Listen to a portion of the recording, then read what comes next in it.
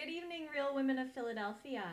Tonight, we're gonna make a fantastic creamy Cajun chicken pasta.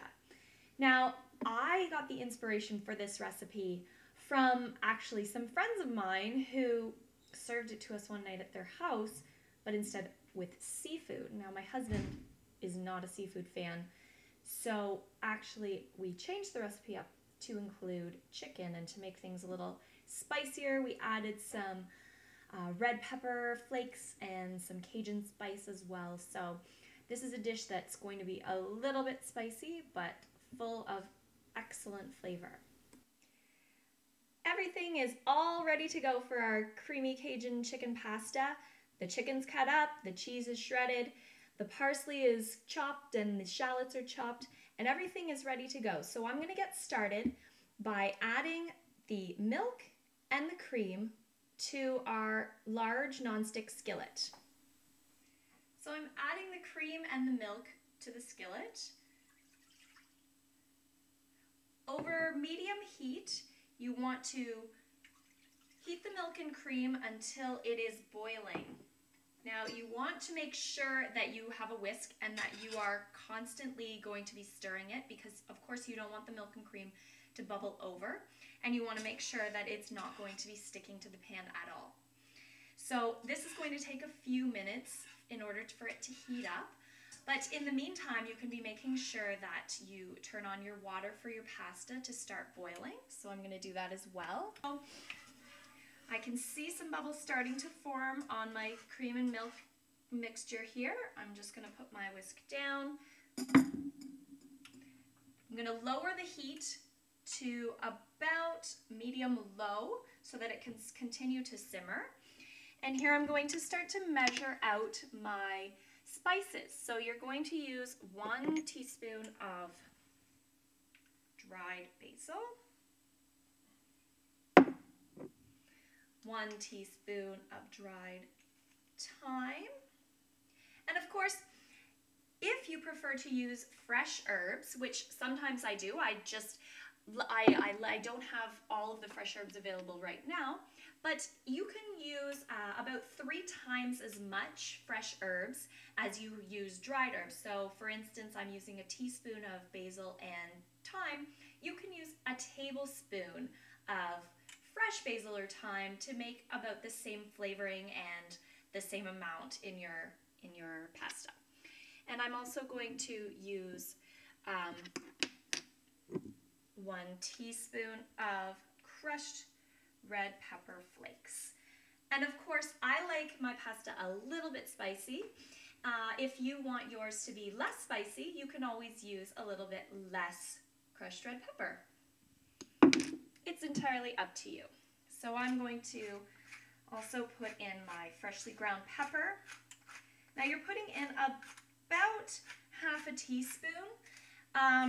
Of course, when you're grinding it, you don't know exactly, so use your best judgment on how much you're putting in. So I would say that that looks good. And then, of course, we want about a teaspoon of sea salt as well. If you don't have sea salt, again, you can use regular table salt. I just like the flavor of sea salt a lot. So that's why I tend to put it in anything that I'm cooking that calls for salt. All right, so I have all my spices in there. I'm going to give it another whisk. Make sure none of the spices are clumping up. Keep them moving around. It's looking really good. All right, and of course at this time I'm also going to add half a cup of fresh parsley. Now this one I don't think you can do without the fresh parsley. I love, love, love the smell. I love the taste. It just adds a lot to this dish. So if you can, definitely go for the fresh parsley over dried. So got that all in there. And you're gonna also try to use a 1/4 cup of shallots.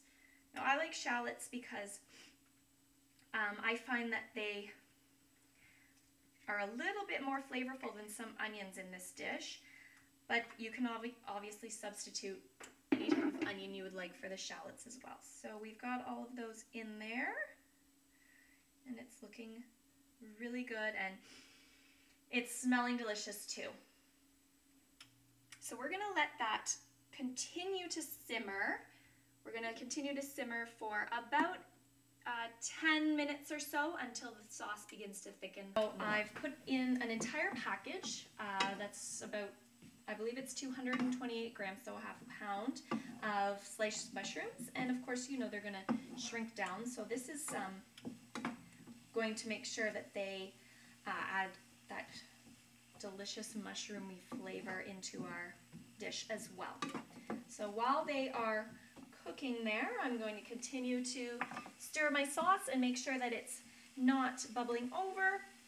And I think it's at the point now where I can add the remaining ingredients. So that is all our delicious cheeses and the garlic. So I'm going to go ahead. I crushed in my garlic press about 5 cloves of garlic. So it's to your own taste. Today I felt like a little bit more than usual, but I would recommend anywhere from about 4 to 6 cloves in this serving size. So I've put the garlic in there. Now I'm going to also put in my Philadelphia light cream cheese at this time to the sauce. So I've scooped out half a cup from the tub, and I'm going to put that in my sauce right now as well.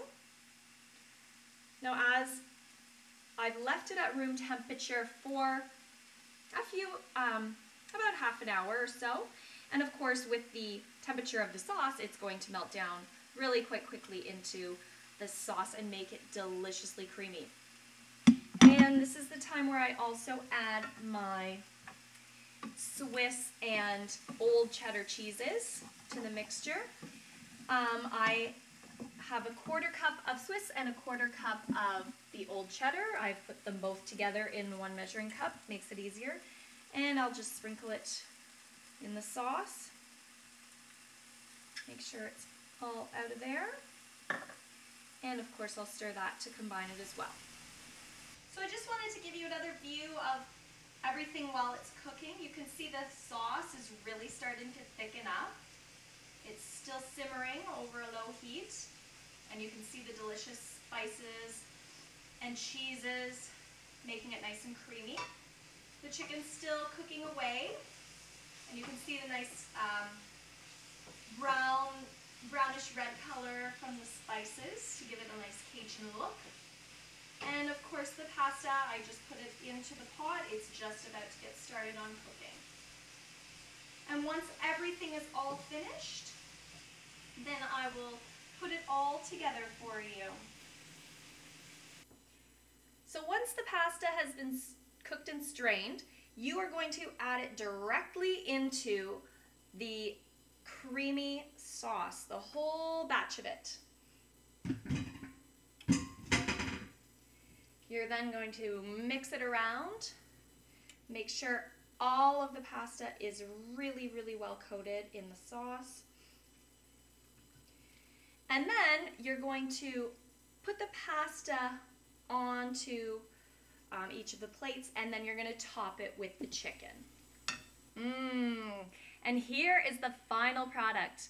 I laid the pasta out in a beehive shape on top of the plate, and then I topped it with the Cajun spiced chicken, and of course a little bit of fresh parsley and some of the old cheddar freshly grated as well. So I'm really excited to sit down to dinner with my husband and enjoy the creamy Cajun chicken pasta that I just created.